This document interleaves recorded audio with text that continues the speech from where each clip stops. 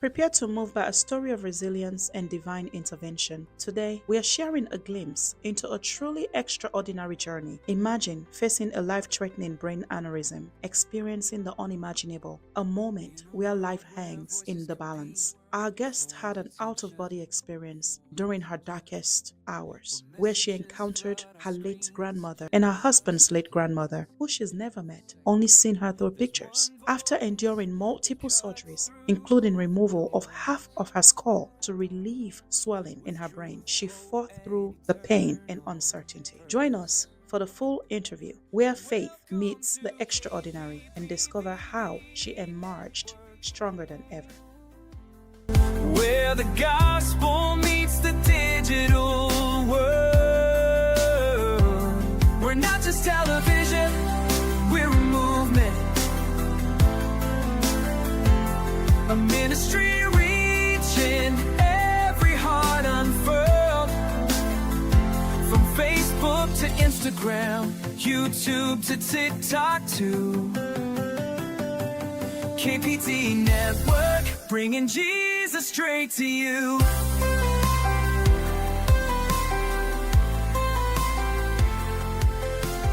Great Commission doesn't stop. Welcome to KPTV Network. My name is Minister Fatike Samar. Welcome to another episode here today. We have an amazing testimony that is going to come through this ministry today, and I pray and hope that God is going to use this to encourage someone and uplift someone and just bring you to that place in your faith where you know and believe that God is still in the miracle working business.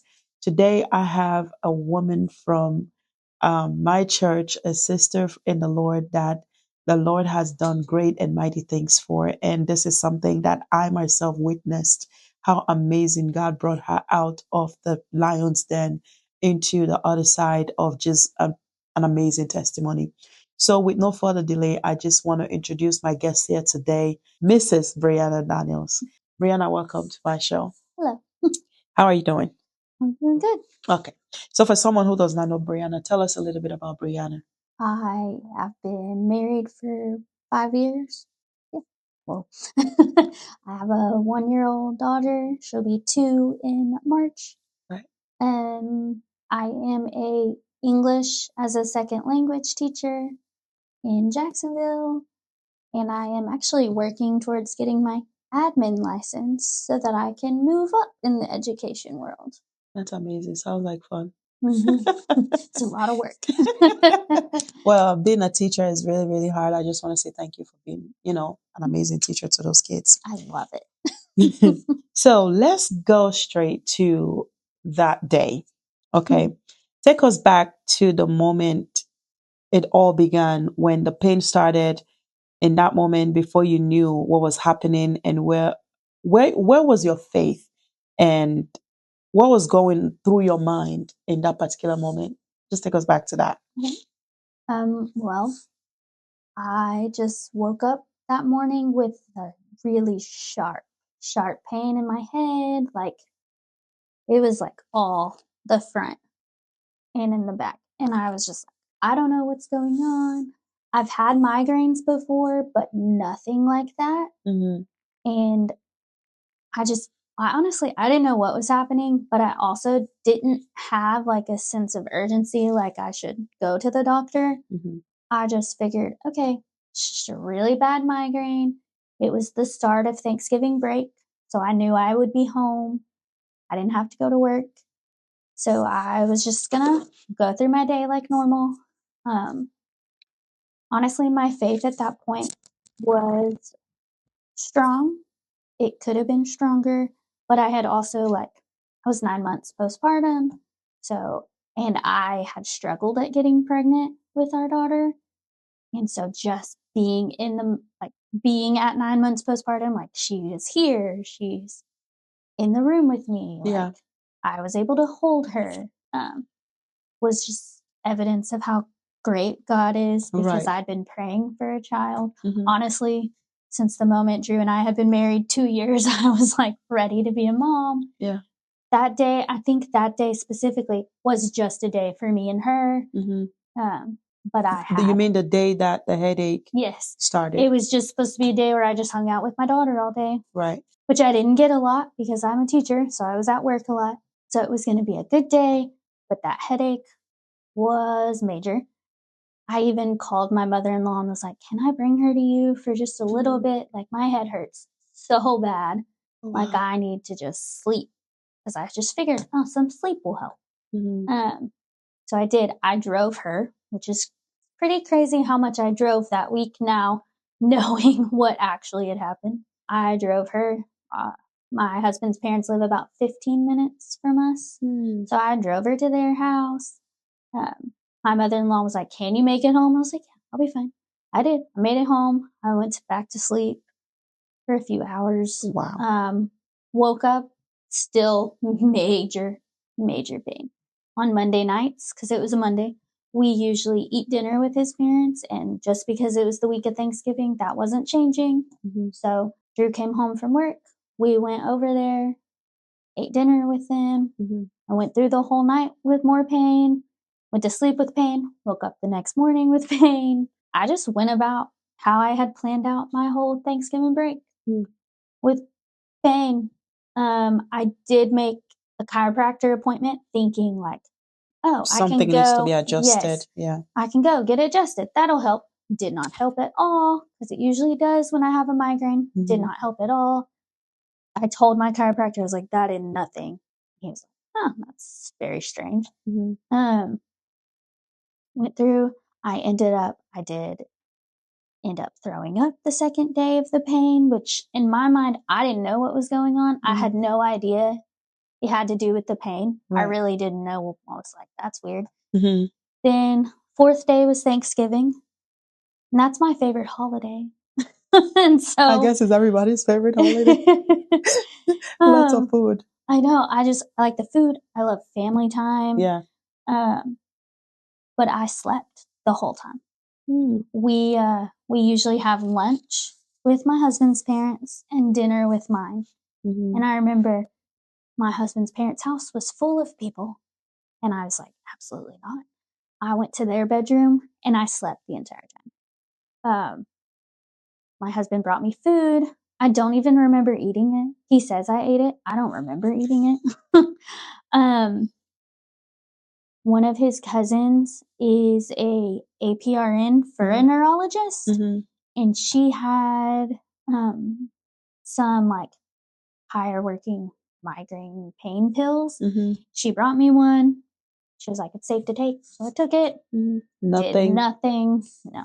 My goodness. And she was even like, I don't know. And she, I think, had made a comment, you might need to take her to the ER. Like, give her the rest of the day. You might need to take her to the ER tomorrow. And my husband was like, okay. So now, from the moment you experienced that first pain leading to Thanksgiving, it's already day 4. Yes. I mean, talk about high level of pain tolerant. Yes. And I usually don't have a high level of pain tolerance, but I was just determined to get through your Thanksgiving. Week. Yeah. Yes. We need to make it through Thanksgiving. Continue. I'm sorry. I was like popping Tylenols. Wait, that was going to be my other question. Were you taking painkillers or something to help with the pain? I was taking Tylenol every like 4 hours, like I was allowed to. It wasn't doing anything. And you were just sleeping throughout the pain. Yes. My husband came in and was like, you got to go to your parents now. And I was like, okay. I slept in the car. They live about 30 minutes from his parents. I slept the whole drive there. We get there. I lay down on their couch. I slept until it was time to eat. I did get up. I went to my parents' dining room table. I nicely asked if they could turn the light off because the light was so painful. So my entire family ate in the dark for Thanksgiving dinner just so I could eat. I was able to sit at the table there and eat, but my head was hurting the whole time. I didn't even, like, it was my daughter's first Thanksgiving and I didn't even get to enjoy it. Like, my favorite holiday, her first time being with us for that holiday, and I didn't enjoy any of it because I was pretty much asleep. Wow. So at what point did you decide, okay, because there's one thing when someone is sick and the caregiver is forcing you to go to the hospital. And then there's another thing where you as the individual wants to willingly go. Because like you said, you were determined to Mm-hmm. make sure this Thanksgiving don't go by without me being part of it. Yes. At what point did you decide, you know what, I think something is wrong, I need to go? I woke up the day after Thanksgiving, and my husband asked me, how are you? And I was like, it still hurts. I was like, in fact, my entire spine hurts Oh, all the way down and into my lower back. I so was now like, it's not only the headache, mhm, it's radiating now down to the back. yes. And that's when he was like, nope, we're going to the ER. And I was like, Good for really? him. Yeah.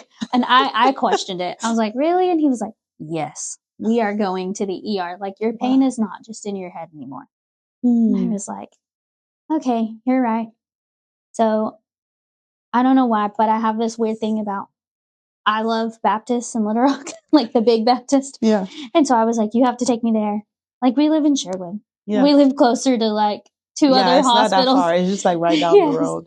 And I was like, no, we're going to the big Baptist. Wow. And we had our 9-month-old daughter, and neither of us wanted her to have to go through the ER with us. Yeah. So we ended up dropping her off with his parents, Mm-hmm. and he drove me to the big Baptist in Little Rock. We get there, they wheel me in from our car in a wheelchair. Mm-hmm. I felt like I was going to throw up again, so they had me a little baggie and things. Mm-hmm. Just waiting. My husband has to pretty much tell them everything going on because I'm in so much pain at this point that I'm like, Right. I don't even know. So he's telling them what's happened, how the week has gone. They immediately do, I think it was a CT scan, and blood work. Yeah. And they came back, and I don't remember much of this. Wow. Yes. So I'm also basing some of this off of what he has told me. Mm-hmm. So if I may ask, when you said you don't remember at that point, most of the things that was happening, were you having any type of like seizure, or Mm-mm. you were just so much in pain that you're not even aware of what's happening? Yes. There's a lot from the time we left our house to go to the ER till probably a couple weeks into the hospital. Like, I don't remember certain things. Gotcha. Mm-hmm. So, like, I've been told by my husband and family and friends, like little things here and there. And I'm like, Yeah. okay. Yeah. Hmm. I do know we get there, they do all their tests. They tell him that I had a brain aneurysm that busted, which we didn't even know I had a brain aneurysm. I've never had any kind of symptoms of any kind to ever have to get that looked at. So nobody even knew that existed in my head. Nobody knows how long it was been there. Nothing. I do know they did tell us like that could have been there my whole life. Never would have known. It could have just showed up somehow. Like, nobody knows, because even like having migraines here and there in the past, they were never at a point where any doctor ever thought that I needed any kind of scan. So, It was never detected. No. You just know you had migraine. Yes. My God. So when the doctors told you at that point that you have brain aneurysm and had ruptured, and you were supposed to see a brains, like a neurologist, right? And my goodness. So I'm just assuming maybe from the time you were told that you have brain aneurysm, what was going through your mind? Now you are a new mom, you're a teacher, you have life you have so much to do. What was going through your mind in that moment? I was just like, is this real? Like, I think I actually asked my husband, is this really happening? And I was just like, okay. Well, and then they told us too, they were like, we have people that could do the surgery, but there are top high up in the world neurosurgeons at St. Vincent's. Yeah. And we were like, really? And they were like, yes, we're transferring her there. And my husband was like, okay. Turns out the hospital, like 5 minutes or less from my house, has some of the top rated neurosurgeons in the world. And you skipped them. I did, because And I went had to- no clue. And went to the one that is like Yes. 30 minutes away. Correct.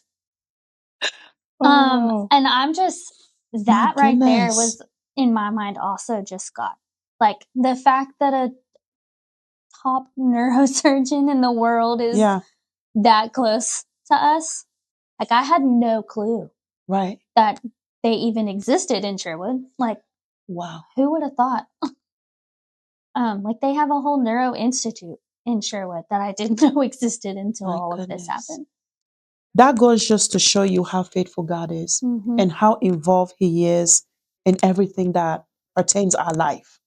And it also shows that He is the one that owns our life. Yes. He is the one that called the shot as of when to call you home and when not to call you home. Mm-hmm. And the things that He does sometimes with our lives is intentional, so His name can be glorified Mm-hmm. for such a time as this. Because if you think about from the moment you had that experience with the headache, from the time you were like just moving from one house to another, planning for Thanksgiving, and then skipping the best surgeon, neurologist surgeon in your town, driving all the way across the other town to come see you, in your mind thinking that's the best, Mm-hmm. but then they ended up sending you back 2 They minutes did. to your house. Yeah. And even after you found out that you had the brain aneurysm, in that moment, how did you experience God in that moment? I honestly was just like, okay, well, I mean, I knew, like, as a human, I can't do anything. Right. I'm about to literally put my life into somebody else's hands, Yeah. but I've also got to trust that God will help me, will guide that person and Yeah. what to do and saving my life. And I don't think I truly knew how serious it was at that point either. Mm-hmm. Like, yes, had a brain aneurysm, it busted. Yes, I need brain surgery, but I don't think it really had hit how serious, You didn't truly process it. serious Yeah. any of it was at first. Was there a point where you feel like the doctors were unsure if you're going to wake up after the surgery or if you're going to make it out at all? Apparently there was. I mean, I was asleep the whole time, so I didn't know. Um, and honestly, my husband and family and friends who knew that that had happened, they actually didn't tell me till several months into my recovery. I had no clue how bad it was until months later. Hmm. And just like finally being like, okay, like there's a lot of things I'm missing Yeah. from what happened. Like, Yeah. can Fill me people in. please fill me in? Yeah.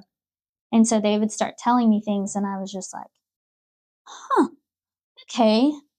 Wow. Because I ended up with 2 surgeries, because the first one, I guess, like, I can't remember what exactly, but the first one didn't, like, it went well, but they realized they needed to go back in, so they went back in. Mm-hmm. And then it was to a point where I was able to start doing PT, Mm-hmm. get up, start trying to walk. Right. And I do remember this very vividly. I got up, I used a walker, I walked down my hospital room hallway. Mm-hmm. I was like, hey, I can do this. I'll get to go home. Right. Trying to get to the baby. Yes, Yeah. I wanted to go home so bad. And honestly, I wanted to get to my baby. Yet I also wanted to get back to work because Yeah. I love my students. Oh. And so I was like, yeah, I get to, okay, I'm up, I'm walking. They had me sit in a chair, Mm-hmm. and just something simple as sitting in a chair. Yeah. And I'm sitting there. My mom is there. My husband went to like get food or something. Mm-hmm. It was just me and my mom and the PT lady. Mm-hmm. The PT lady leaves, lets me sit there. She says, I want you to sit there for an hour. I was Mm-hmm. like, okay. Because I'd been in the hospital bed this whole time so Right. far. Like, and I was like, okay. So I'm sitting there talking to my mom. And the next thing I remember is waking up with a tube. And Oh my I God. was livid that I had a tube because I did not understand why Yeah. all of a sudden there was a tube in my mouth. Yeah. I watch a lot of Grey's Anatomy, so Yeah. I knew immediately. I was like, that's for when people like can't breathe on their own. Like, Yeah. why do I have this? Yeah. And I was really mad. Come to find out, while I was sitting there, I stopped responding to my mom and I had a seizure. So my brain was swelling. And so she freaks out, obviously. She calls for help. They get help. They take me back into surgery. That's when they remove part of my skull also, because my brain was swelling. So they took, I think it's this part. Yeah. Like this whole part of my skull was taken out. Yeah. To give my brain room to swell and go reduce, back. And yeah. yes. And during that surgery, from what I've pieced together from everyone else, that is when the surgeon himself came in and did make a comment about how he wasn't sure if you're gonna make it, how I was gonna come out of this. And you heard that? I didn't. They told me after. Okay. Yes. Ooh. So I didn't know any of this for several months. I had no idea that was ever said. But I also have a very vivid memory of some sort of seeing my grandparents who had passed away beforehand, my husband's grandparents who had passed away before I even met him. Well, hold on. Yeah. Wait, Brianna. Okay. I think, okay. Let's rewind, okay? Because we're having a testimony in a testimony. Yeah. Because I remember when this happened. Were you in church that Sunday? Like the Which Sunday Sunday? before you had the headache on Monday? Yes. Because I remember seeing you in church that Sunday. I was. And then the following day, I saw Becky texted me, pray for Brianna. And I was like, what's happening to Brianna? I just saw her in church yesterday, right? Yeah. But then I started seeing a trend on Facebook. Oh, this prayer, like there was a literally prayer trend happening on Facebook for you. We all jumped on in there just praying. And I can remember wrapping my brain around like how funny life is. I just saw this lady yesterday in church, her and her husband and her daughter, happy, and then now we are here. But now, you telling me, because I think after the surgery, you came back to church with a helmet. We're going to get to that. There was not much really to talk about. We wanted to give you room to heal and get yourself back to normal. So in the moment that you were in the hospital, the first surgery happened, you were in the facility for physical therapy, in the process of healing, and the brain started swelling. Yes.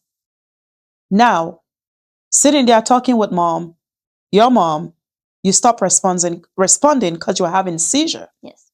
You went back in for a second surgery where they have to now remove half of the skull on the right side, correct? They remove the right side of your skull so they can give the brain room to kind of breathe and reduce the swelling. In that moment, was that the time you have this encounter? I think so. Because I remember waking up with the tube, and I remember having the tube in my mouth and thinking, I just saw grandparents that aren't alive anymore. And like I have a tube in my mouth, so I can't tell anybody at the moment. Yeah. But I remember with the tube in my mouth being really angry. I have this tube in my mouth. And I remember thinking, I just saw my Nana and my Meemaw. And my Meemaw had died like 3 months before this. My grandpa, my great-grandma, and Drew's 3 grandparents who I've never met. But I've seen lots of pictures. I've heard lots of stories, but I've never met them because they all 3 passed away before I met him. And I remember all of them were all together. They all knew who each other were, too. My goodness. And I vividly had a conversation. I'm not supposed to be here yet. And they said, no, you're not. You have to go take care of our great-granddaughter. You need to go take care of your daughter. And that I woke up. And it took me a really long time to realize, like, that actually was like a thing I saw. Because I woke up with the tube in my mouth and I was just really angry about the tube. They gave me like a clipboard and a pen to write on. Yes, and I was like, get this out of my mouth. Like, I want to talk and like all this stuff. And I think some of the first things after I did get it out and I was able to like say some words and got my voice back, I think that was one of the first things I told my husband was I saw our grandparents. And he was like, what? And I was like, I saw all of our passed away grandparents, all of them. And they told me you shouldn't be here. And then I woke up and he was like, what? I was like, And then months later is when I found out that, like, timeline-wise, I'm pretty sure that is when my neurosurgeon had told them he wasn't sure what the outcome was going to be. You know, you're talking about. Okay, Brie, I wasn't expecting this. I was expecting us talking about, with the whole brain surgery and everything. Yeah. You're talking about loving to watch Grey's Anatomy. I love watching near-death experience, episode. I don't know if you watch like Sid Roth, and there's this guy on TV who loved to like talk to people who've had near-death experience and experiencing their great ancestors or parents who have gone. But with me sitting here with a sister who've been in church and me being aware of the story of how much of a trial you've been through last year or the year before 2023? It was like the end of 2024, beginning of 2025. Right. So like just sitting here and watching you say that, how amazing. Because I know, what do you think was going, did they believe you? Your family? Yeah. My mom and my husband's mom both started crying because I saw their parents. And they were like, wait, what? And I was like, yeah. And I actually, the one grandparent I still have living, his wife is who died like 3-ish months beforehand.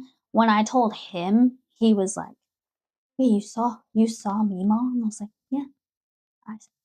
She's in heaven. And I was like, I mean, yeah.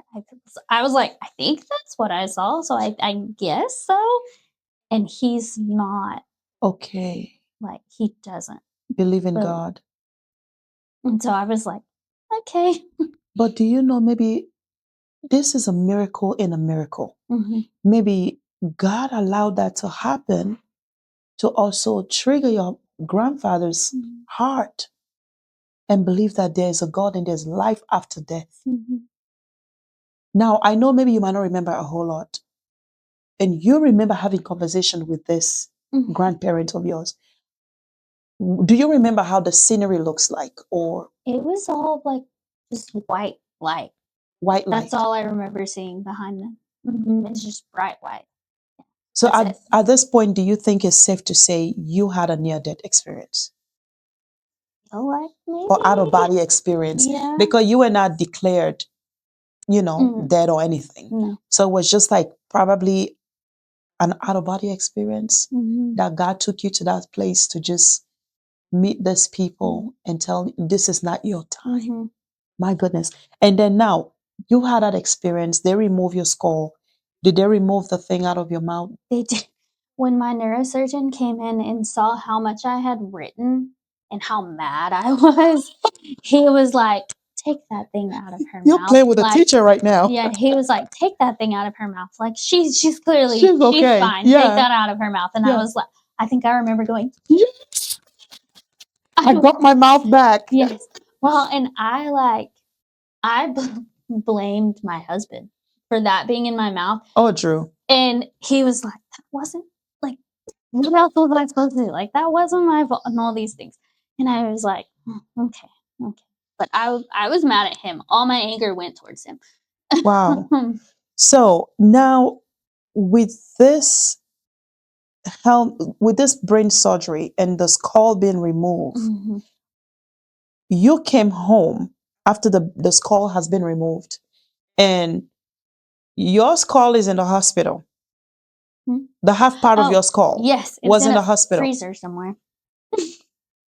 Yeah, it was in a freezer. And then you came home without your skull. I did. but with a helmet Mm-hmm. to help the brain. Yes. Every time I was going to get up off my couch or my bed or wherever I was laying, I was supposed to put that helmet on, even if it was just to go to the bathroom. Yes. And I was in the hospital ICU for, I think it was 2 full weeks. And then that hospital has a rehab center connected to it. And I was in their rehab center for 2 full weeks also. So I was Brianna, there for like a whole month. It was awful. it's hitting differently with me sitting with you now talking about this. It's getting me all a little mushy inside because you're such a strong woman. Thank you.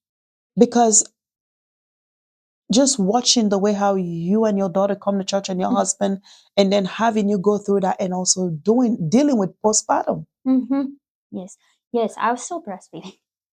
Like I was pumping for the first probably 2 weeks. The whole time I was in the ICU, the nurses and like friends, they were helping me pump. And then I finally was like, just, it's fine. And So, and the hardest part, your child turned 1 while you were in the hospital. no, she turned 1 after. After you came Yes, out I was home.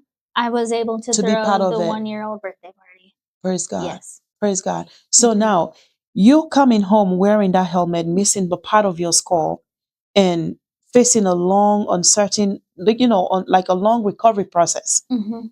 What did God teach you about strength, humility, and trusting Him during the healing process? Oh, a lot, because I really love being busy. Tell me about it.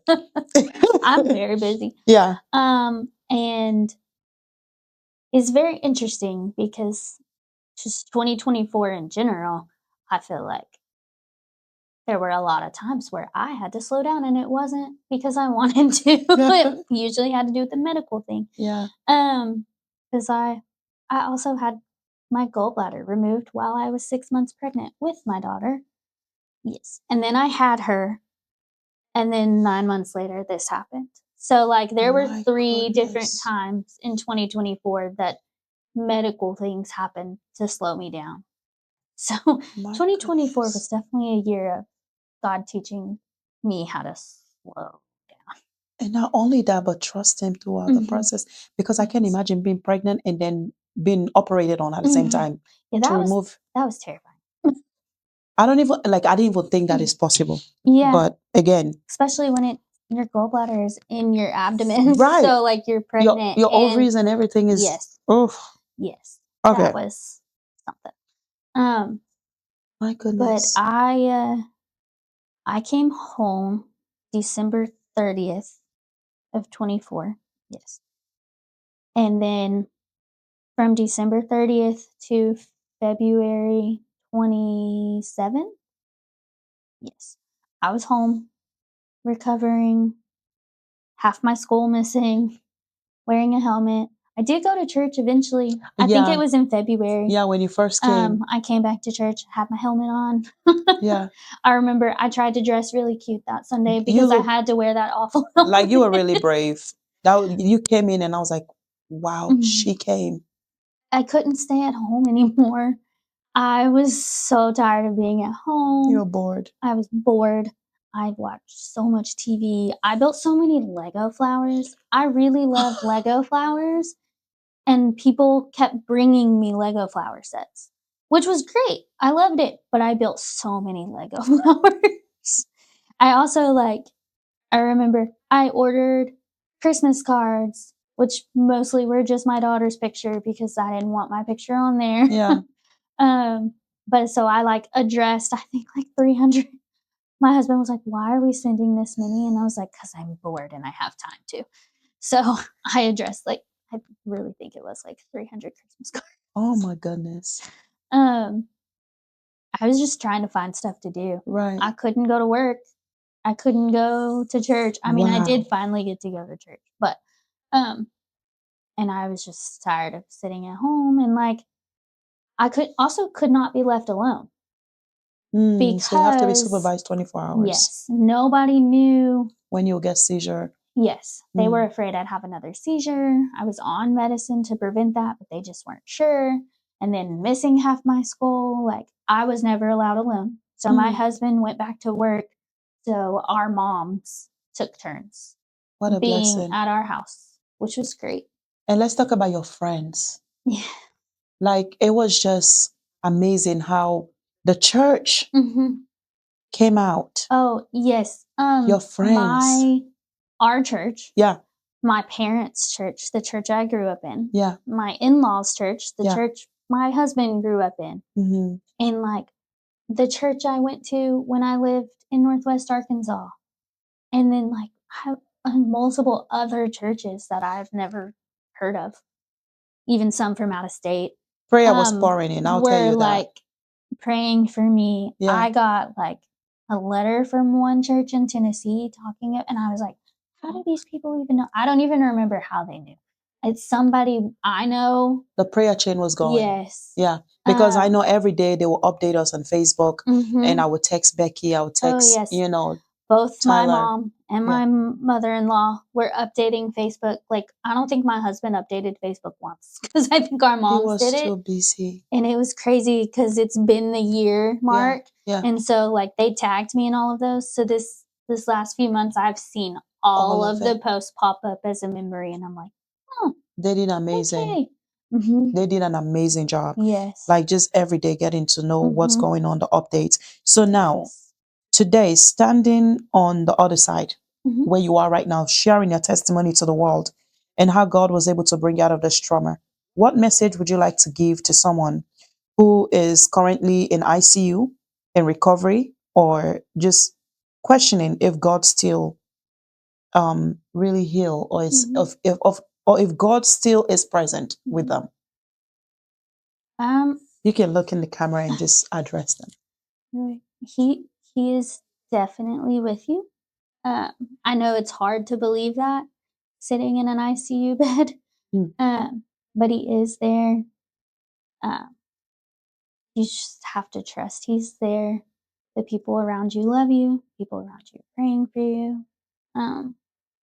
God hears all the prayers. He hears your prayers. He hears your family and friends' prayers. It's really hard to believe that God is there through those kind of things, but he really is. I'm living proof of it. Yeah. He is there. As hard as it is to like do it, you know, it's one of those like it's easier said than done. But like you have to trust him. You just have to put all your trust in him, and that he is there. He is going to get you through it.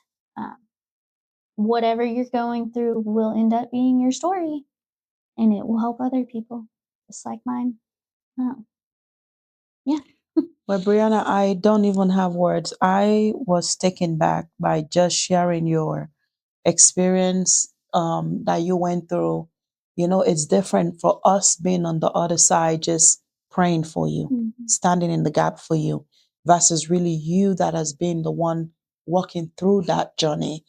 And just having you here today, sharing your testimony, really, it did something to my heart, because here I am saying, okay, I'm just saying, come, let's share your testimony, you know, thinking we're just going to bless other people that are watching, but I am blessed. You have blessed my heart, and something happened in my heart today, just to know that someone that I know, that I worship with, experienced the Lord in such magnitude.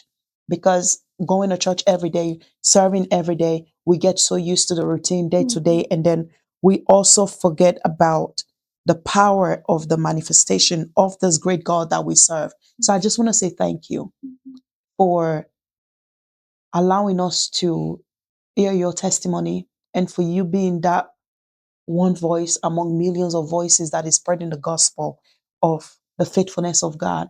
And I pray that God continue to strengthen you, God continue to heal you, and God continue to use you to be the voice for those who needs encouragement and uplifting.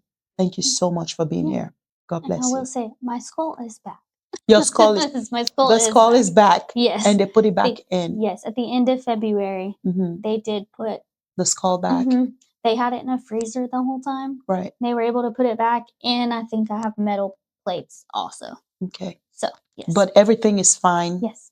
Everything is okay. Brain Yes. is functioning the I've way, even seen the neurosurgeon since everything, and and declared he you. cleared me. I'm fine. Praise God. Yes. Praise God. Thank you so much for coming. Yeah. Thank you. Well, viewers, that's all we have today. I just want to thank you for tuning in. I pray that this testimony has touched your heart and your life the way it has with mine. And I pray that if you are in a situation where you're doubting God, just know that He is with you, because the Bible said He is closer to those who are brokenhearted. Remember that He has not abandoned you. You are loved and He is with you and He's ready to heal you. Just trust the Lord. And if you are having any of the symptoms that our guests shared today on the show, please do not wait for Thanksgiving. Do not wait for Christmas dinner. Just go and get yourself checked, because life is important and health is wealth. So take care of your health and learn how to rest. I always say the most healthy thing you can do in this life is rest. The most the most holy thing you can do is rest. So please don't think resting is a form of laziness. It's just you taking care of your body. Because remember, even God Himself created this world for 6 days, and the Bible said on the seventh day He rested. So I encourage you to take your health seriously and see a doctor when needed. God bless you for watching. You have a wonderful day. Until next time, here on KPTV Network, I'm Minister Fatike Samara. Goodbye. Where the gospel meets the digital world. We're not just television, we're a movement. A ministry reaching every heart unfurled. From Facebook to Instagram, YouTube to TikTok to KPT Network, bringing Jesus straight to you.